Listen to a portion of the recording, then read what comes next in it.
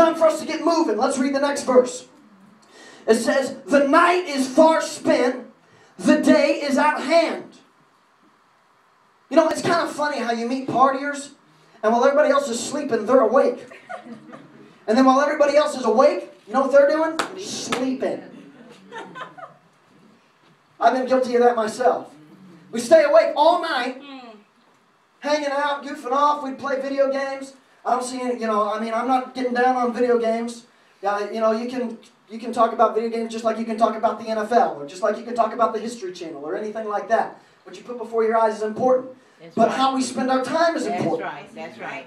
And the Bible's talking about how we'll waste our time. We'll spend all night staying up, doing stuff. I've done this. Eating, hanging out, playing jokes, talking with my friends. And then Saturday I'd have to do something. I wouldn't have any energy. I wouldn't be able to do it. And people are like, man, what in the world is the matter with you? Well, I stayed up all night, man. I can't help myself.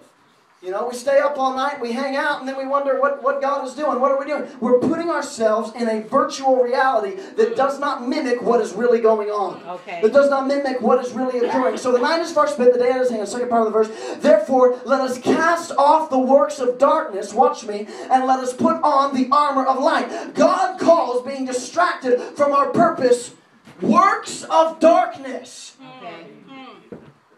Did you hear that? Yes. He calls being distracted from our purpose works of darkness. Hanging out, watch me, hanging out and being distracted from the goal that God has for our life. God says that is darkness. Why? Because we're sleeping. We're in a state that is lower than what God has for us. We're in a position where we're taking a break. Are you with me? Yeah. 1 Corinthians chapter 15 verse 34 says this, awake to righteousness and sin not.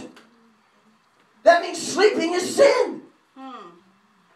Now, I'm not talking about your 8 p.m. to 7 a.m. I'm not talking about that. Right. I'm talking about not seeing what God wants us to see. Right. I'll get into it in just a minute. It says this, and sin not, for some have not the knowledge of God. Then he says this, I speak this to your shame.